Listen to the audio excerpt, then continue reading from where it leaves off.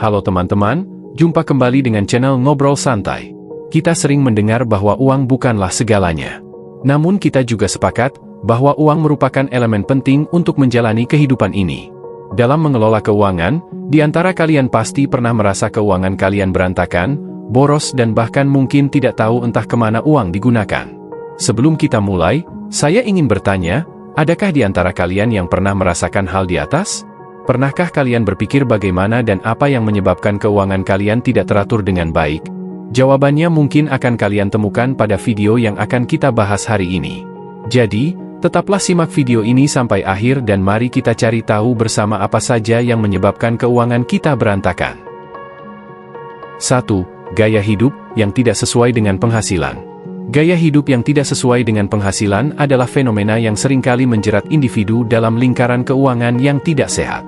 Seiring dengan meningkatnya tekanan sosial dan budaya untuk menunjukkan kesuksesan, seringkali kita tergoda untuk mempertahankan gaya hidup yang sebenarnya melebihi kemampuan finansial kita. Ini bisa mencakup pembelian barang mewah, makan di restoran mahal, atau bahkan liburan yang tidak terencana. Akibatnya, pengeluaran kita melebihi pendapatan, dan inilah yang membuat keuangan kita berantakan. 2. Tidak memiliki rencana keuangan yang jelas. Tanpa rencana keuangan yang jelas dan panduan keuangan yang terstruktur, itu menjadikan kita rentan bingung dan selalu dihadapkan dengan kondisi ketidakpastian terkait dengan bagaimana seharusnya mengelola uang yang kita miliki.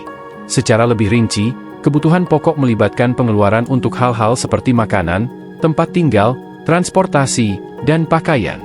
Tanpa alokasi yang tepat untuk kebutuhan-kebutuhan ini, seseorang dapat menemui kesulitan dalam memenuhi aspek dasar kehidupan sehari-hari, sehingga tidak memiliki kendali penuh dalam mengatur uang. 3. Utang yang tidak terkendali. Kalimat, utang yang tidak terkendali, merujuk pada kondisi di mana seseorang mengalami kesulitan dalam mengelola utang mereka.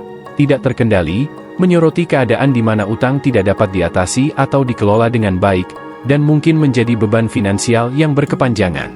Banyak dari kita terjebak dalam jerat utang dan pinjaman, yang mana di antara konsekuensinya dapat mengakibatkan beban finansial yang berkepanjangan. Ini bisa merugikan keuangan jangka panjang dan menghambat kemampuan kita untuk mencapai tujuan finansial. 4. Tidak berinvestasi pada diri sendiri. Seringkali, kita lupa bahwa investasi terbaik adalah investasi pada diri sendiri. Tidak mengembangkan keterampilan, pendidikan, atau kesehatan dapat menghambat pertumbuhan karir dan finansial kita.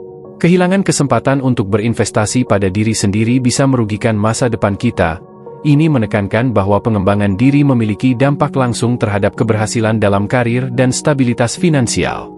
Keterampilan yang ditingkatkan, pengetahuan yang diperluas, dan kesehatan yang terjaga dapat membuka pintu untuk peluang-peluang baru, kenaikan pangkat, dan peningkatan penghasilan. 5. Kurangnya darurat keuangan. Dana darurat adalah pelindung keuangan yang penting, tetapi sering diabaikan. Ketidakmampuan untuk menanggapi keadaan darurat, seperti kehilangan pekerjaan atau kebutuhan medis mendesak, bisa membuat kita terjebak dalam utang atau kehilangan aset. Membangun dan merawat dana darurat adalah langkah penting untuk menjaga kestabilan keuangan jangka panjang.